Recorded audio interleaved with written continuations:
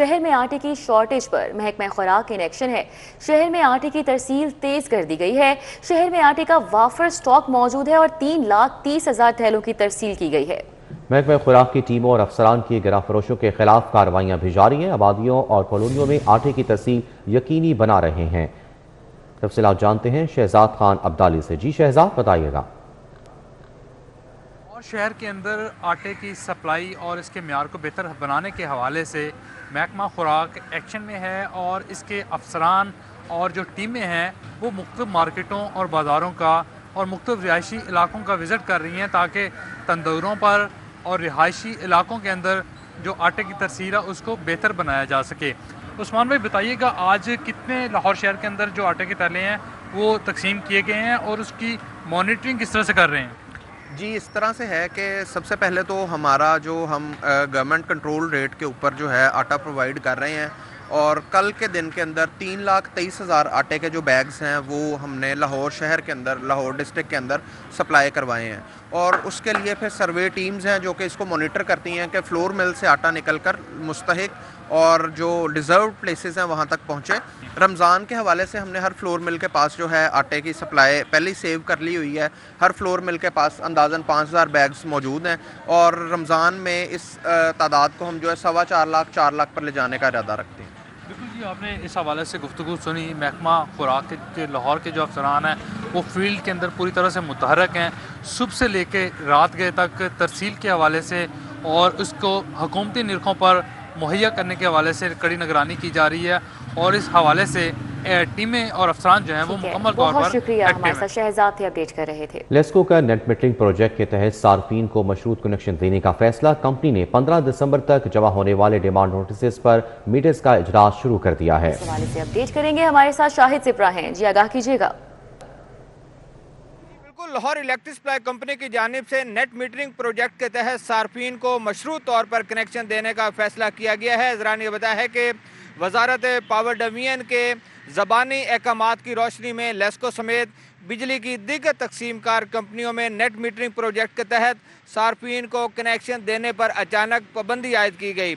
लेकिन अब ज़रा ने बताया है कि 15 दिसंबर तक जमा होने वाले जो डिमांड नोटिस हैं उस पर कंपनी के शोबा मटीरियल मैनेजमेंट ने AMI स्मार्ट मीटर्स का अजरा शुरू कर दिया है, जिससे यह तासुर मिल रहा है कि वो सार्फिन जिन्होंने 15 दिसंबर तक नेट मीटरिंग प्रोजेक्ट के तहत मुख्तलिफ दफातर से एग्रीमेंट किया था और एग्रीमेंट की बुनियाद पर उनको मिलने वाले जो डिमांड नोटिस हैं अगर वो 15 दिसंबर तक मुख्तलिफ बैंक्स में जमा हो गए हैं तो अब उनको कनेक्शन मिल पाएगा। चूँकि 15 दिसंबर से ही वजारत पावर डिवीजन ने हदायत की थी कि जितनी भी फाइल्स जिस सतह पर इस वक्त मौजूद हैं उनको मज़ीद आगे ना बढ़ाया जाए और सार्फिन के साथ मुआहदा भी ना किया जाए और ना ही उनको नए डिमांड नोटिस दिए जाएँ।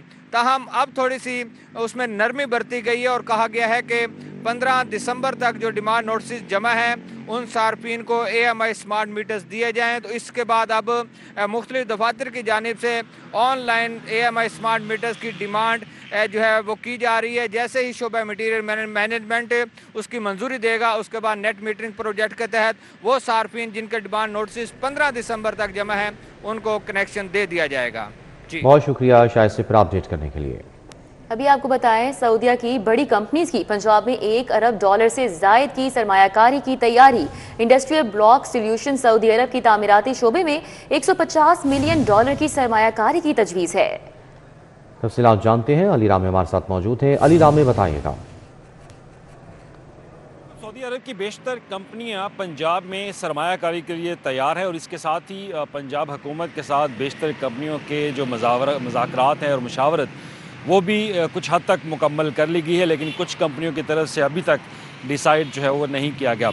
तो जो तफसीलात हमारे पास है इनमें जो बेशतर कंपनियां वो इंडस्ट्री के अंदर और डेवलपमेंट सेक्टर्स के अंदर और लाइफ स्टॉक के अंदर जो है वो इन्वेस्टमेंट करना चाहती हैं। और उसमें जो नाम शेयर किए गए हमारे साथ उसमें इंडस्ट्रियल ब्लॉक सोल्यूशंस सऊदी अरब की तामीराती कंपनी है। ये पंजाब में तामीराती शोबे के हवाले से $150 मिलियन की सरमायाकारी की उन्होंने प्रपोजल जो है वो दी है। अल रईफ सालिस मीट कंपनी है, उनकी हलाल गोश्त और फूड प्रोसेसिंग में $250 मिलियन की सरमायाकारी में दिलचस्पी उन्होंने जाहिर की है। और इसके साथ ही एडवांस क्रिएटिव सऊदी अरब की माइन एंड मिनरल जो हलाल फूड और दीगर कंपनी हैं, उन्होंने $300 मिलियन की सरमायाकारी की पेशरफ जो है वो हुकूमत के सामने रखी है। और इसमें 50 मज़ीद कंपनियों के साथ भी हुकूमत की मशावरत जो है वो जारी है। तो इसमें पब्लिक इन्वेस्टमेंट फ़ंड सऊदी अरब कंपनी भी शामिल है। और आपको याद होगा कि एक सऊदी अरब का बिजनेस डेलीगेशन जो है उन्होंने पंजाब का दौरा किया था।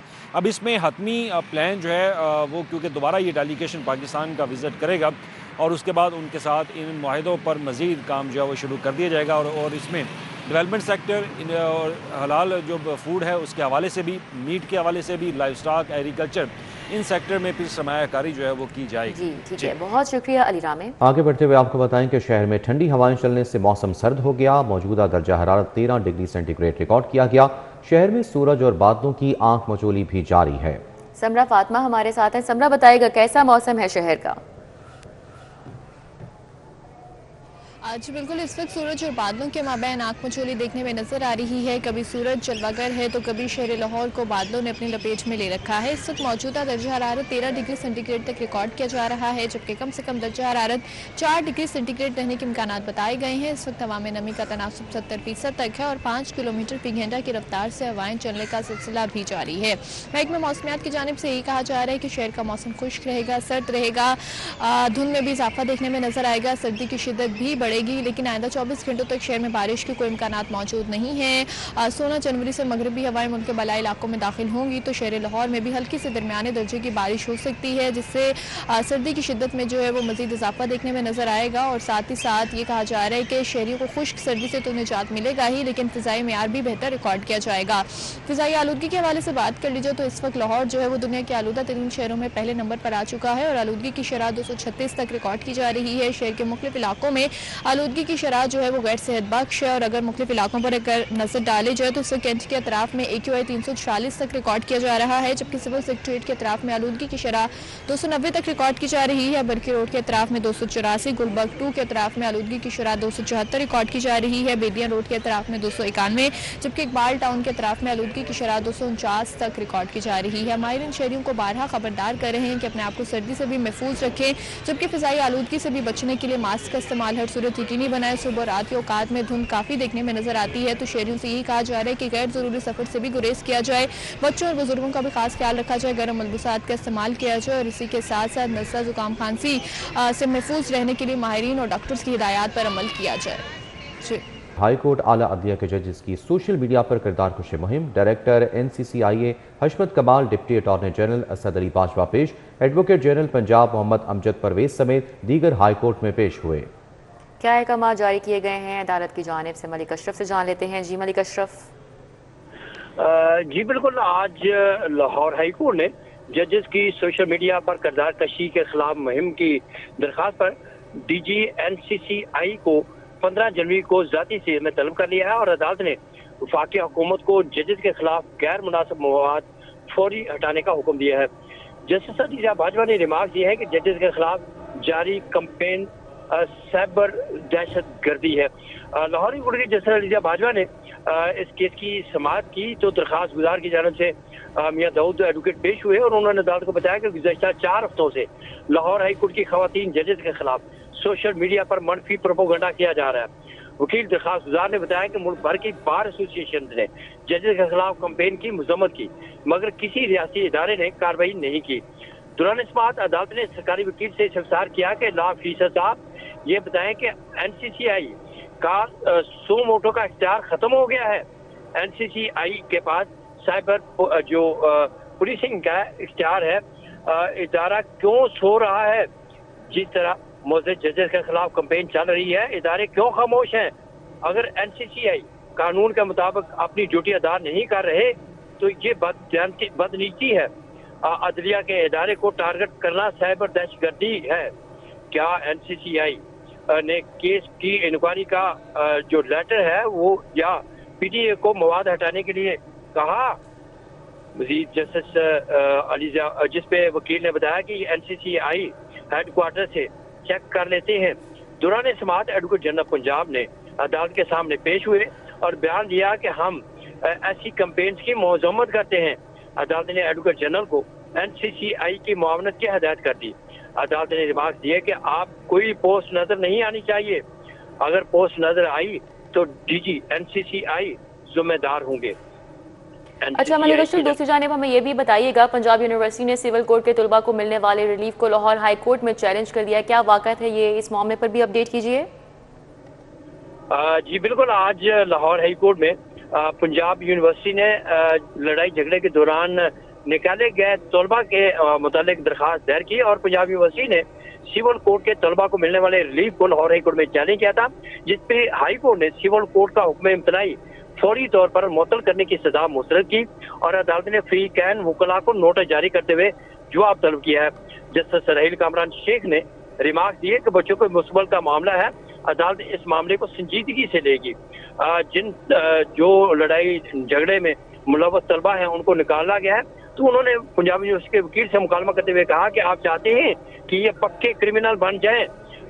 मजीद अदालत में जो पंजाब यूनिवर्सिटी है उनकी जानिब से शहजाद शौकत एडवोकेट पेश हुए और अदालत को आगाह किया कि लड़ाई झगड़े पर यूनिवर्सिटी ने इन 22 तलबा को निकाला और सिविल कोर्ट से इन्होंने रिव्यू किया था। सिविल कोर्ट ने हुक्म इम्तनाअ जारी करते हुए इन्हें तालीम जारी रखने का ऑर्डर दिया है, जिसपे उन्होंने ये भी कहा कि जो तलबा जिनको मारा गया वो भी इसी कैंपस में होते हैं।